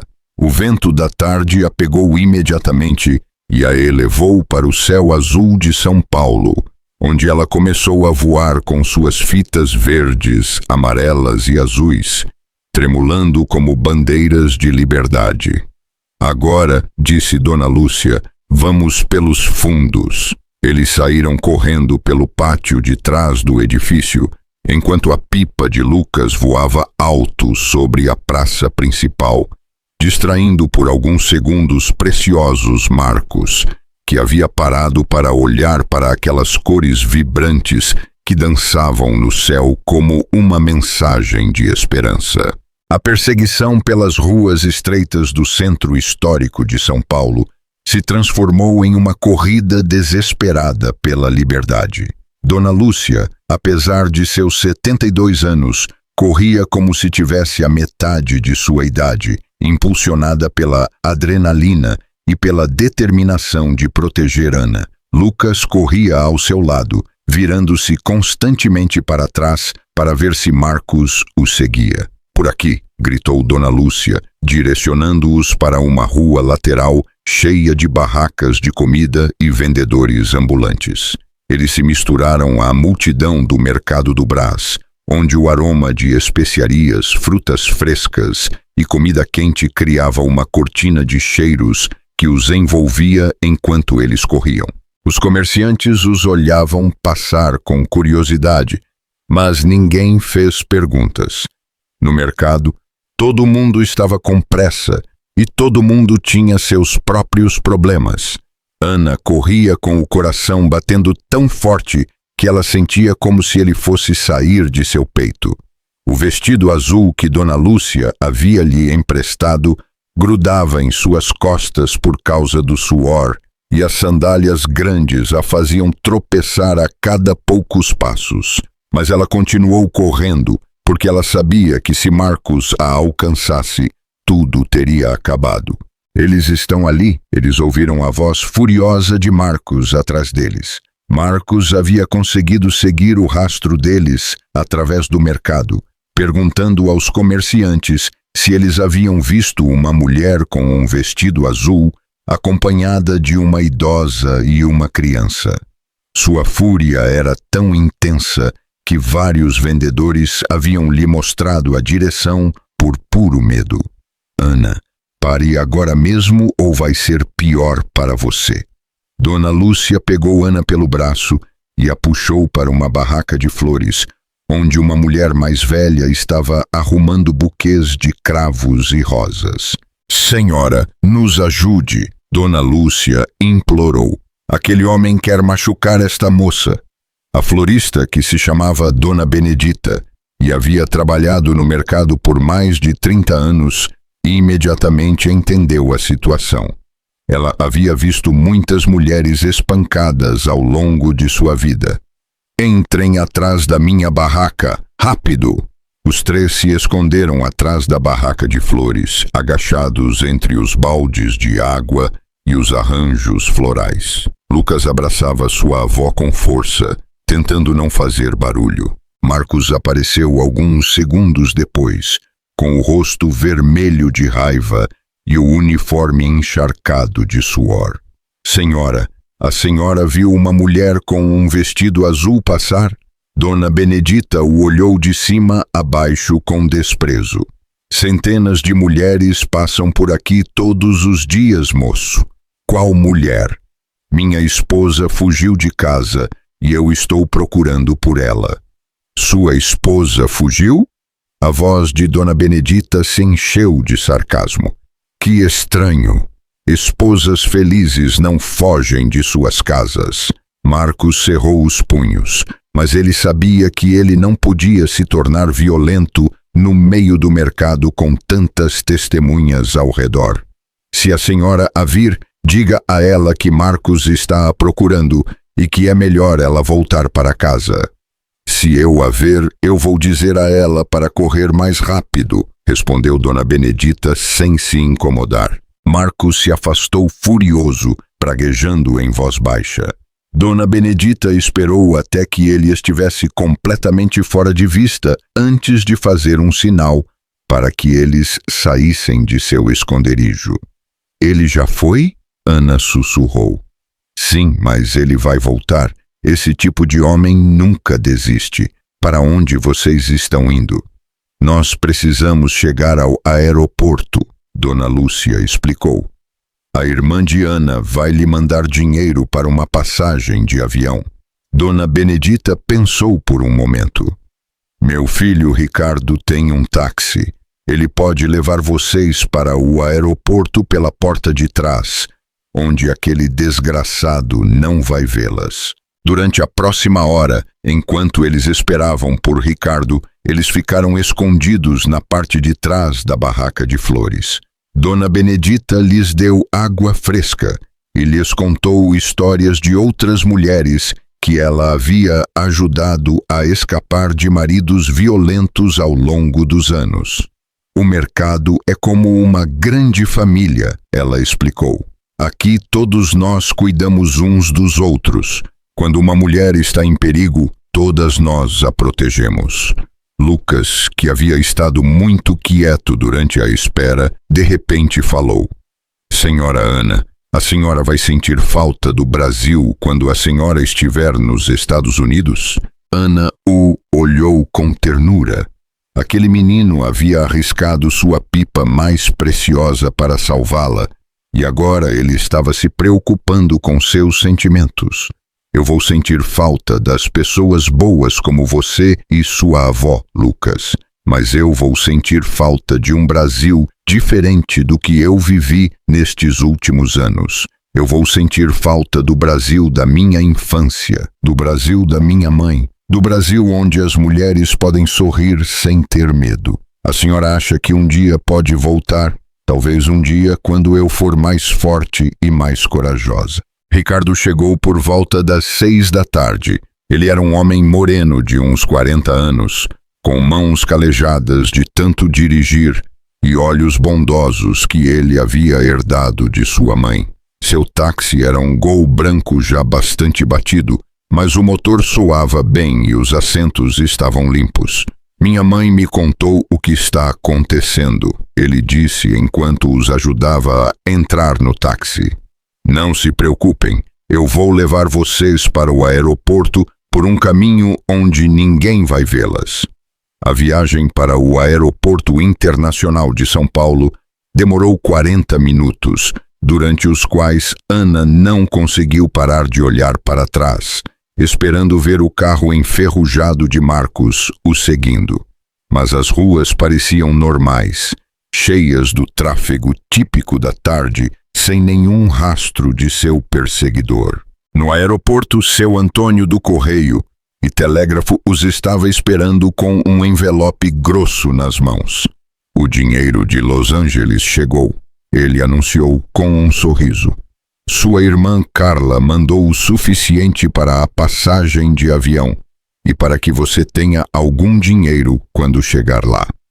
Ana abriu o envelope com as mãos trêmulas. Dentro havia $500 americanos e uma nota escrita à mão. Ana, minha irmã querida, este dinheiro é para que você comece uma vida nova. Em Los Angeles, eu e a Paula esperamos por você de braços abertos. Você não precisa mais ter medo. Com todo o nosso amor, Carla. As lágrimas rolaram pelas bochechas de Ana enquanto ela lia a nota repetidamente. Dona Lúcia, ela disse, virando-se para a idosa que havia arriscado tudo para salvá-la. Eu não sei como agradecer o que a senhora fez por mim. Você não precisa me agradecer nada, minha filha. Apenas me prometa uma coisa. Quando você chegar aos Estados Unidos e tiver sua vida nova, nunca se esqueça de que existem mulheres no Brasil que ainda precisam de ajuda. Quando você for forte, ajude outras como eu ajudei você. Eu prometo, Ana respondeu, abraçando Dona Lúcia como se ela fosse sua própria mãe. Lucas se aproximou timidamente. Senhora Ana, eu quero te dar algo para que a senhora se lembre da gente. O menino tirou da sua mochila um pedaço de papel de seda verde, do mesmo material com o qual ele havia feito sua pipa. É um pedacinho da minha pipa para que a senhora se lembre que, assim como minha pipa voou livre pelo céu, a senhora também vai voar livre em direção à sua nova vida. Ana pegou o pedaço de papel verde e o guardou cuidadosamente na bolsa que Dona Lúcia havia lhe emprestado. Obrigada, Lucas. Eu nunca vou me esquecer de que um menino com uma pipa salvou minha vida. O voo para Los Angeles saía às 9 da noite. Enquanto eles esperavam na sala de embarque, Ana não conseguia parar de pensar em tudo o que havia acontecido nos últimos 3 dias. Ela havia começado amarrada como um animal no quintal de sua casa, e agora ela estava prestes a voar para uma nova vida em outro país. Quando o seu voo foi anunciado, ela se despediu mais uma vez de Dona Lúcia e Lucas. Desta vez, as lágrimas eram de felicidade, não de dor. Cuidem-se muito, ela lhes disse. E Lucas, continue soltando pipas. A gente nunca sabe quem mais você vai ajudar com elas. Ana embarcou no avião sentindo que ela estava deixando para trás não apenas Marcos, mas também a mulher assustada e espancada que ela havia sido por tantos anos. O avião decolou em direção ao céu estrelado da noite, levando-a para Los Angeles, para suas irmãs, para uma liberdade que ela havia pensado ter perdido para sempre. 6 meses depois, Ana estava trabalhando na mesma fábrica de roupas onde Carla trabalhava. Ela havia aprendido inglês básico e morava em um apartamento pequeno, mas limpo, em East Los Angeles. À noite, ela escrevia longas cartas para Dona Lúcia e Lucas, contando sobre sua nova vida e lhes enviando fotos dos lugares que ela estava conhecendo. Em uma dessas cartas, ela lhes contou que havia começado a trabalhar como voluntária em um abrigo para mulheres maltratadas, ajudando a traduzir para as mulheres brasileiras que chegavam procurando ajuda. Ela também lhes contou que havia emoldurado o pedaço de papel de seda verde de Lucas e o tinha pendurado na parede de seu quarto como um lembrete de que sempre há esperança, mesmo nos momentos mais sombrios. Lucas guardava todas as cartas de Ana em uma caixa de sapatos, junto com as fotos que ela lhes enviava, e toda vez que ele soltava uma pipa no quintal de sua casa, ele se lembrava da mulher que ele havia ajudado a salvar. E sorria pensando que sua pipa havia cumprido uma missão muito especial.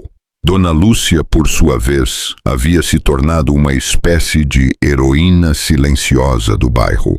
Outras mulheres começaram a ir até ela quando tinham problemas com seus maridos, sabendo que elas encontrariam não apenas um ouvido disposto a ouvir, mas também uma mulher corajosa disposta a agir.